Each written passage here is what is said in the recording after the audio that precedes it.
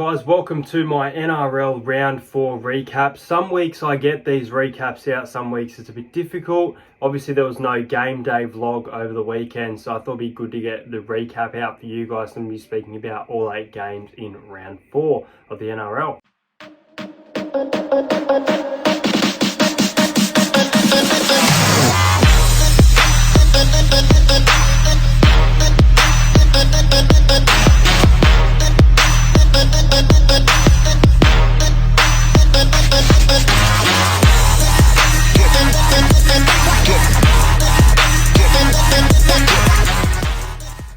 So the first game on Thursday was a snooze fest. I predicted it to be a snooze fest. I had the Titans winning this game 13+. The Tigers had this game against the Titans down to the wire for a bit of time. It was 2-2, then it was 4-2, 6-2. In the end, the Gold Coast Titans snatched victory from the jaws of defeat after being down 6 points to 2, winning that match 8 points to 6. Shocking game of football, lots of errors, lots of room for improvement for both of these sides. I think the Titans are a much better side than the Tigers in 2022, but they didn't really show much in my opinion. The Tigers kind of brought them down to their level. They're really, really low favourites for the wooden spoon, and for a reason. Talk of Luke Brooks, or even potentially official Luke Brooks signing for $1 million. Just some crazy decisions being made by the West Tigers. I want to make a video on 2023 West Tigers team, but I think it's a little bit too early. But yeah, not a great game of football. I did catch, I think I caught the last 10 minutes going into the first half, and then all of the second half, which I wish I didn't even watch. I was watching Morbius, which was pretty much just as shit.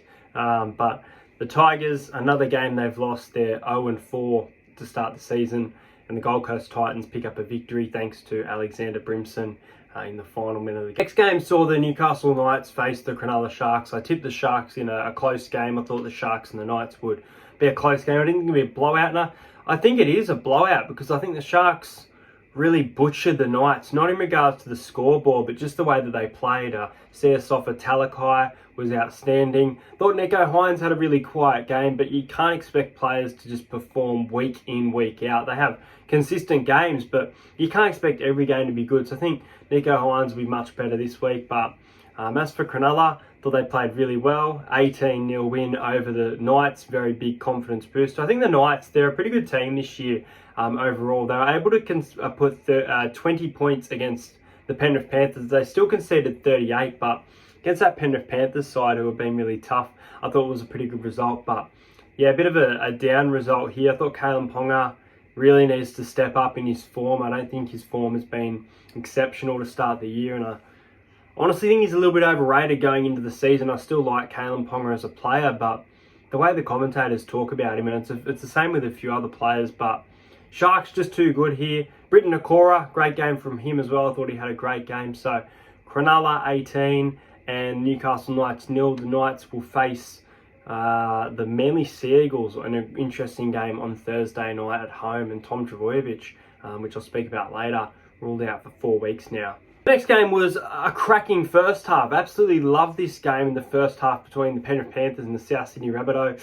I thought the Rabbitohs started to gain a bit of momentum close to half time. They were getting kind of close. The Penrith Panthers, they did run away with it. Nathan Cleary was missing his goal, so they definitely could have won this game by a lot more points.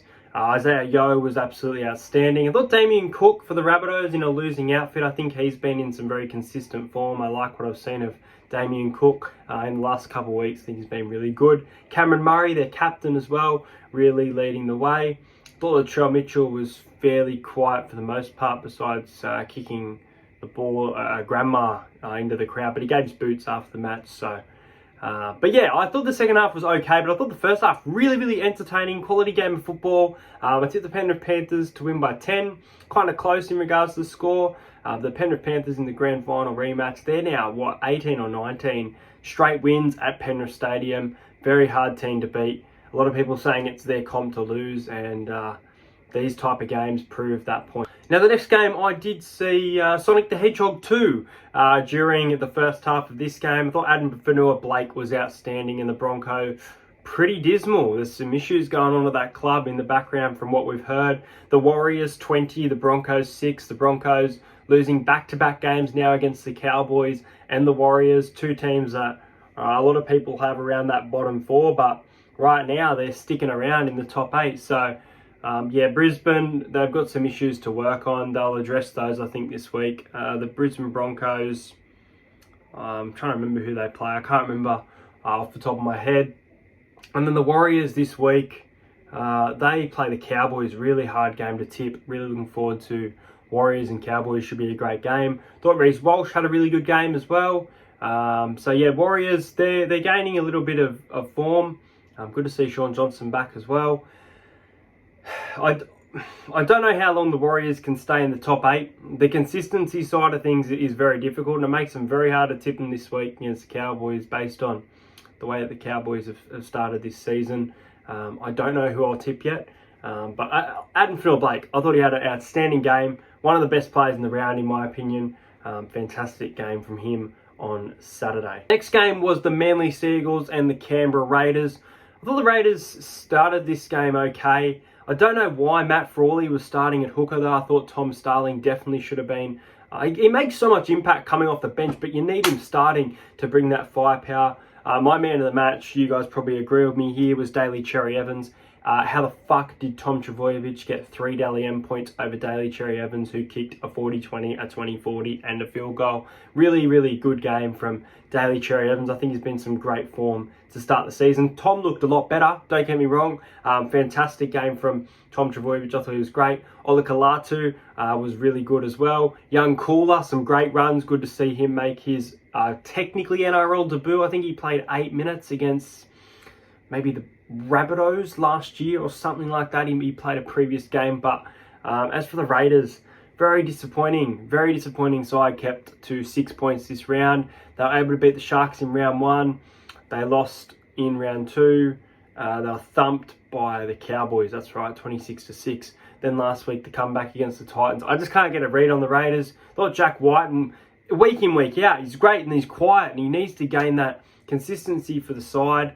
But Starling, once again, fantastic game from Starling. Nick Kotrick was okay, was taking some of the high balls at the back, I thought. Chance Nickel-Clockstad was really off, so it's good to see Nick taking some of those high balls. But I think some changes need to be made at the Raiders, and if the Raiders are to finish bottom 4, I know I've been saying it for a while, but Ricky Stewart's job, I just don't know if it's safe, some of the choices that he's making with the club. But congratulations to the Manly Seagulls. They don't win by 40 points or 30 points here at Mudgee like last year, but they get a nice win nonetheless over the Raiders in a home game. Final game for Super Saturday saw the Cowboys go up against the Roosters, and I fell into the trap of tipping the Cowboys. I thought they played okay for the most part, but I thought Valentine Holmes was good, but he wasn't great.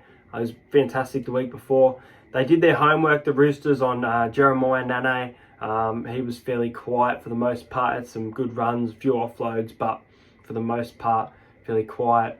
I thought Dearden was good. I thought Tom Dearden was played really well in a losing side's effort. As for the Roosters, my man of the match, Joseph Manu. I thought he was outstanding. Tedesco hit a bit of form in this game. Expect him to poll some Dally M points. I actually forgot to check who got the Dally M points for this one, but I want to make a separate video on the Dally M system because I think it's fucking ridiculous, and I think that, I don't know, sometimes I get told by a random stats guy that my decision's actually based on stats. They're giving it to the right people, but let me know in the comments if you agree or disagree with some of the decisions I've been making. But the Roosters, they bounced back after their loss to the Rabbitohs, 28 points to 4 over a pretty poor Cowboys performance at home for the most part. Just outclassed the Roosters. I knew I should have tipped them. I went 0-3 for tipping on Saturday. And that was the final game on Saturday night. This game saw the Canterbury Bankstown Bulldogs face the Storm. Now, I knew that the Storm would bounce back. I had the Storm winning this game by 16 points, and they won it by 44. Ryan Pappenhausen with 4 tries in this game. Fantastic game from him. Munster getting involved, but probably could have done more in my opinion. Xavier Coates, best game in a Storm jersey. Without a doubt, I thought he was absolutely outstanding in this game. As for the Bulldogs, I thought Matt Duffy was pretty good in a losing side. Few good runs, few line breaks. I think, oh no, he didn't have a try assist. There were no points on the board. 44 points to 0. But the Bulldogs, they're really struggling. They're in 15th position right now. I kind of look forward to the Tigers and the Bulldogs to see who can get that first win of the season, because I just don't see the Bulldogs winning a game anytime soon. I think they've got the Panthers. They've got the Panthers this Sunday. It's a very tough game. I was going to be at that game, but I'll let you guys know now that I'll actually be at the Gold Coast for the Titans and Eels. So really, really excited for this game. Last time that the Titans and the Eels played, it was a close game. Titans arguably, in a lot of people's opinion, got robbed, so they're going to be right up for it. It's going to be a cracking game on Saturday, and Parramatta coming off a huge win, which I'm just about to speak about. Guys, Parramatta 48 and the Dragons 14. I didn't expect this. Some of the changes made by Anthony Griffin, I think he's a respectable and quite a good coach, but some of the decisions he was making was fucking ludicrous. Tyrell Sloan dropped for Moses Mbai. You kidding? Andrew McCulloch used to be a fantastic dummy half, and I think in that team he's still pretty good, but I think with the game evolving and the speed, I just don't think he can play that hooker position anymore. I feel like he needs to move potentially maybe into the front row, kind of like that Corey Oates feel. It didn't work in the back row, so you moved him back to the wing just because of the pace of the game, and he's starting to suit that position. So, I don't know, Andrew McCulloch, I can't get a complete read on him. I still think he's a good player with a lot to offer. Ben Hunt was great in a losing side, but one of my men of the match for the Dragons for sure. Moses Sawley was outstanding. He was devastated after this game, but Parramatta piled on the points with a Mitchell Moses try-fest. He scored a double. I collect NRL cards, as you guys know, high quality cards, and my 3 players I collect are Marnie, Moses, Gutho, and I always put a bet on those 3 players to score as a joke. The one time I don't do it, they do it, as I thought this game was going to be a bit closer, so I didn't see it happening. But yeah, really good performance from Parramatta. The thing about Parramatta is that we can go to Melbourne or we can go to Penrith, win that game, and then lose the next week unexpectedly when we're expected to perform. However, we actually came out, put in a grind, and then fired up and scored lots of points. And I really like what I'm seeing from the Eels this side. I obviously won't doubt our opponents, but I think we've got an easy draw as well coming up, or a softer draw, which makes it quite exciting. We've got the Titans, Tigers, we've got the Newcastle Knights, which will be a tough game, I think, and then the Cowboys. So really good draw coming up in Parramatta's favour. A great win. Dylan Brown had his best game in an Eels jersey last week at the Storm, but a fantastic game. Mitchell Moses, absolutely my man of the match. Junior Paulo, really, really fired up for this game. Really good to see Parramatta get a nice win. But that's going to do it for this video, guys. Tomorrow, my NRL Round 5 tips will be out, and there'll be a special guest, which will be League Central. Make sure you guys check that out tomorrow night. Looking forward to it. Titans Eels vlog Saturday at the Gold Coast. Cannot wait for that. Going to be a cracking game. And this means I won't be at Bulldogs and Panthers on Sunday, so I do apologise if you were looking forward to that vlog, as I knew I was originally going. But going to get behind the boys in an away game since I missed Melbourne. Make sure you like this video, subscribe to the channel, and I'll see you guys later.